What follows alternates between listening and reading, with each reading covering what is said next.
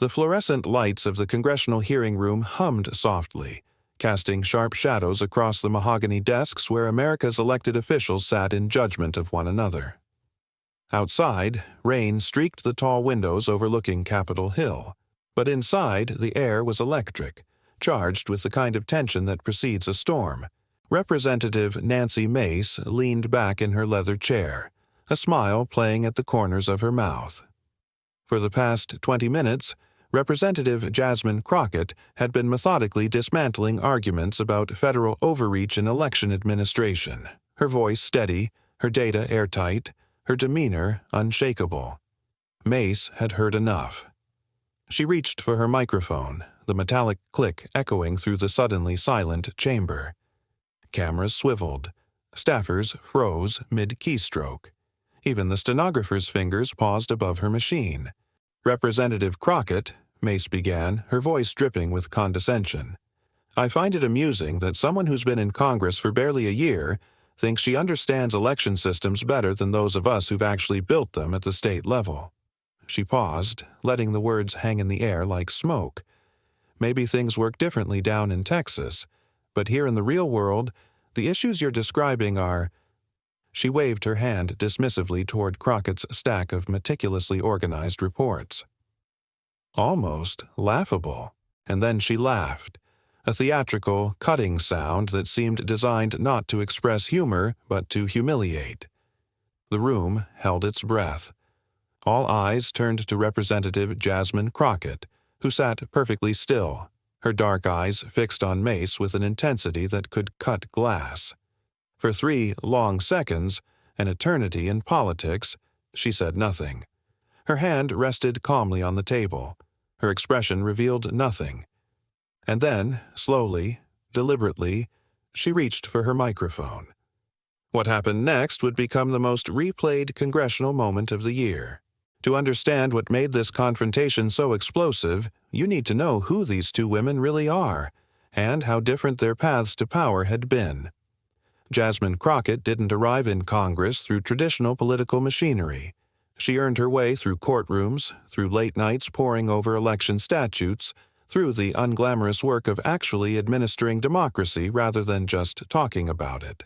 A graduate of Bowie State University and the University of Houston Law Center, Crockett spent more than a decade as a civil rights attorney and election law specialist.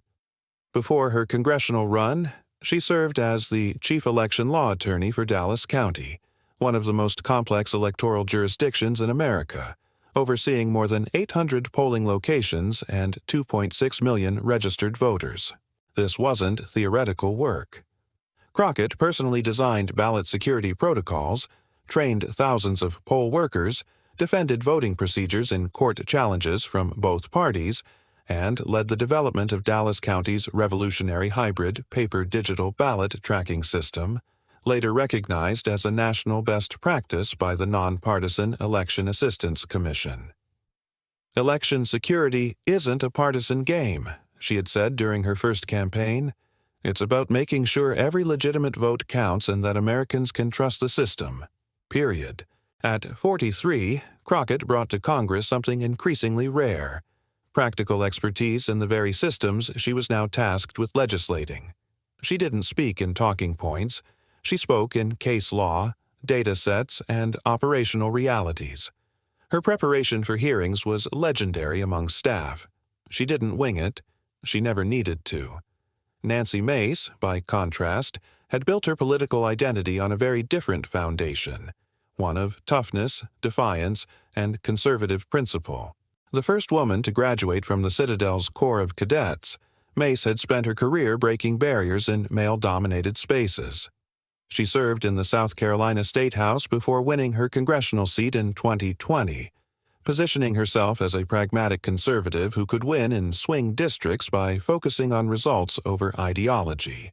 Her work on election integrity began at the state level, where she championed voter ID laws, ballot custody protocols, and measures designed to restore public confidence in electoral outcomes. Mace was a skilled communicator, sharp, quotable, media-savvy. She knew how to command a room and deliver a soundbite that would dominate the news cycle. "Free and fair elections are the bedrock of our republic," she told Fox News just weeks earlier. "Every American deserves to know their vote matters, and that it isn't diluted by fraud or mismanagement." Mace's strength was her confidence, her ability to project authority. But confidence, as the world was about to discover, is not the same as expertise. The stage was set. Two brilliant, accomplished women. Two completely different approaches to power. And one hearing room that was about to witness political theater at its most visceral. The hearing had been called to examine H.R. 4217, the Election Security Enhancement Act, a sprawling piece of legislation that proposed federal baseline standards for voter verification, ballot chain of custody protocols, and election certification procedures. It was exactly the kind of bill that ignited partisan fury. Supporters argued it would close dangerous security gaps across state lines. Critics called it federal overreach into constitutionally protected state authority. When Chairman Davis gavelled the session to order at 10 a.m., the room was packed. Members, staffers, journalists, advocacy groups, all jockeying for position. C-SPAN cameras captured every angle. Representative Mace opened with a blistering defense of state sovereignty. Her voice was firm, her rhetoric sharp, her message clear. Washington has no business micromanaging elections. "This legislation," she declared, "represents a profound misunderstanding of how our electoral system actually works. States have successfully managed their own elections for over 2 centuries. These federal mandates would create confusion, increase costs, and undermine local control, all in the name of solving problems that don't exist." She cited South Carolina's voter ID law as proof. "When we implemented strict photo identification requirements, voter confidence increased, and turnout wasn't suppressed, despite all the apocalyptic predictions. This bill ignores that reality in favor of a dangerous power grab." It was a compelling performance. Mace spoke with authority, her body language projecting total command. Several Republican members nodded in agreement. Conservative media outlets would later clip her remarks as a master class in defending federalism. But then it was Crockett's turn. Where Mace had delivered ideology, Crockett delivered evidence. Where Mace had offered anecdotes, Crockett presented data. Where Mace had spoken in broad strokes, Crockett painted with forensic precision. As someone who has personally designed, implemented, and defended election security systems in one of the largest jurisdictions in America, Crockett began, her voice calm but cutting, "I can tell you with absolute certainty that while states rightly control election administration, inconsistent security standards create vulnerabilities that put public confidence at risk. Everywhere." She displayed a series of charts comparing security protocols across 12 different states. The differences were startling. Some states required bipartisan verification at every stage of ballot handling. Others had virtually no chain of custody documentation. Some used paper backups. Others relied entirely on digital systems with no audit trail. "These aren't just administrative preferences," Crockett explained. "These are security gaps, and when one state's system is weak, it undermines trust in the entire national election infrastructure." Then she turned her focus directly to Mace's earlier claims. Representative Mace suggested that voter ID laws haven't reduced participation, but the evidence tells a very different story. She cited a comprehensive study from the University of Pennsylvania showing measurable declines in voter turnout among elderly, low-income, and minority voters in states with strict photo ID requirements, not because of fraud prevention, but because of logistical barriers to obtaining acceptable identification. "This isn't partisan spin," Crockett continued, her tone sharpening. "It's documented research. And it's exactly why this bill establishes minimum security standards while still allowing states full flexibility in how they implement them." The mood in the room shifted. What had begun as a standard partisan hearing was becoming something else, a direct clash between political rhetoric and professional expertise. Mace sensed it. she interrupted, her voice rising. Representative Crockett, these so-called safeguards are just window dressing on a federal takeover. States don't need Washington bureaucrats telling them how to run elections they've managed successfully for generations.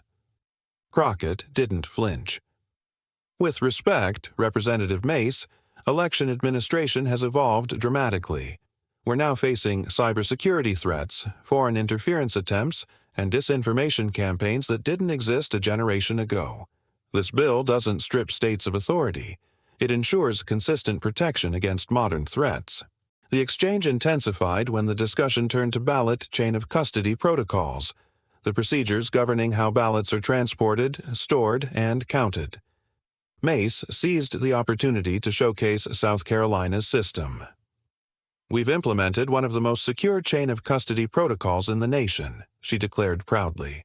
"Every ballot transfer requires dual-party verification. Republican and Democratic observers present at every single stage. It's completely airtight." It sounded impressive. Several members began taking notes, but Crockett had done her homework. "I appreciate Representative Mace's description," Crockett said evenly, "but I reviewed South Carolina's official election security manual in preparation for this hearing, and the procedures you've described don't match what's actually documented." She displayed the official South Carolina Election Commission Procedures Manual on the screen, dated just 3 months prior. "In reality," Crockett explained, highlighting specific sections, "bipartisan verification occurs at collection and counting stages, but not during the transportation and storage phases in between. That creates a gap that cybersecurity experts have identified as a critical vulnerability." The room went silent. Mace's confident smile faltered. "Those documents must be outdated," she said quickly. Crockett was ready. She brought up a second image, a screenshot from the South Carolina Secretary of State's website showing the most recent procedural update. "This is the current manual," Crockett said calmly, "published 93 days ago. It confirms exactly what I just described, verification at beginning and end, but gaps during transport. It's precisely this kind of inconsistency that federal baseline standards are designed to address." The realization rippled through the hearing room like a shockwave. Members exchanged glances. Staffers furiously typed notes. Journalists leaned forward. Representative Nancy Mace, confident, prepared, media-savvy Nancy Mace, had just been fact-checked in real time on national television by someone who had actually built these systems. Frustration flickered across Mace's face. She tried to pivot back to ideology. "The principle remains," she insisted. "States should control their own elections without federal interference." But Crockett wasn't letting her off the hook. "I agree that states hold primary responsibility," Crockett replied, her voice steady but firm. "But that responsibility has limits when weaknesses in one state can compromise confidence nationwide. This bill doesn't federalize elections. It creates a security floor using best practices developed by states themselves." It was surgical, methodical, devastating. And Nancy Mace was losing ground fast. That's when she made her fatal mistake. Unable to win on substance, Mace shifted tactics, from policy debate to personal attack. She leaned forward, her smile returning. But this time it wasn't confident. It was condescending. "Representative Crockett," Mace said slowly, letting each word drip with disdain.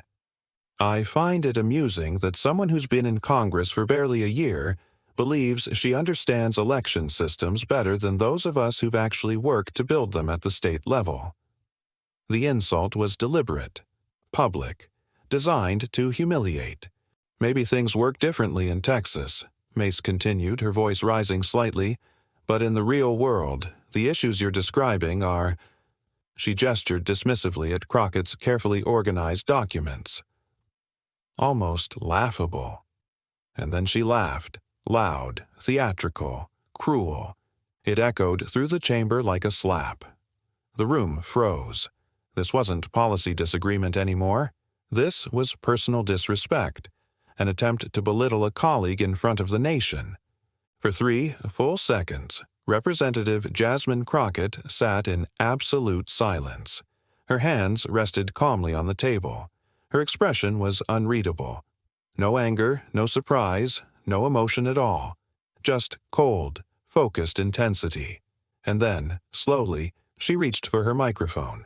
The click of the switch seemed louder than it should have been. When she spoke, her voice was quiet, but it carried the weight of a judge delivering a verdict. Representative Mace. Pause.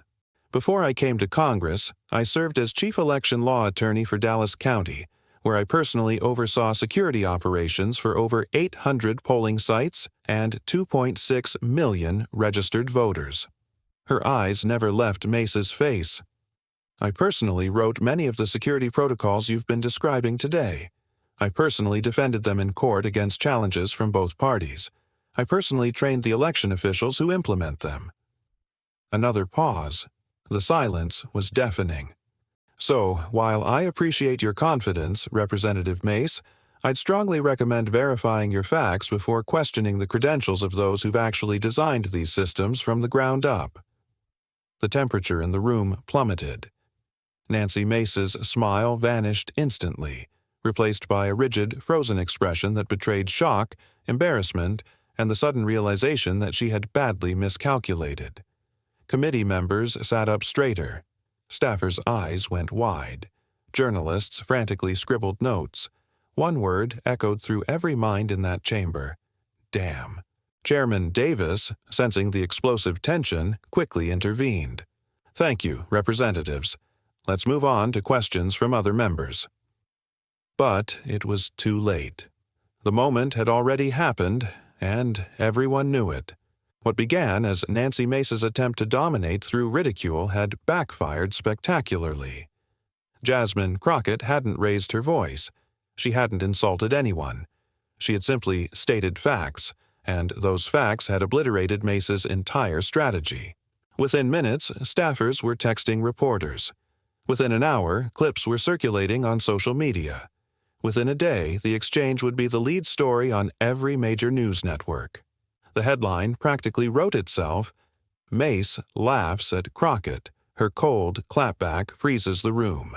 By that evening, the Crockett-Mace exchange had exploded across the internet. Iker Crockett clapback trended nationally on Twitter for 16 consecutive hours. The video clip, Nancy Mace's dismissive laugh followed by Jasmine Crockett's ice-cold rebuttal, was viewed more than 12 million times in the first 24 hours. Cable news networks played it on loop. CNN's headline, When Expertise Meets Arrogance, Crockett schools Mace on national TV. Fox News, Take, Heated Exchange, GOP's Mace and Dems Crockett clash over election bill. MSNBC went further. Crockett's Masterclass. Why Credentials Matter More Than Confidence. Political analysts across the ideological spectrum recognized the moment's significance, even if they interpreted it differently. Conservative commentator Ben Shapiro tweeted, Mace made a tactical error. You don't mock someone's expertise without knowing their resume. Politics 101. Progressive strategist Simone Sanders appeared on MSNBC. What made Representative Crockett so devastating wasn't just that she had the credentials. It's that she stayed calm, stayed factual, and let her expertise do the talking. That's leadership. Even veteran congressional reporters who'd seen thousands of heated exchanges called this one different.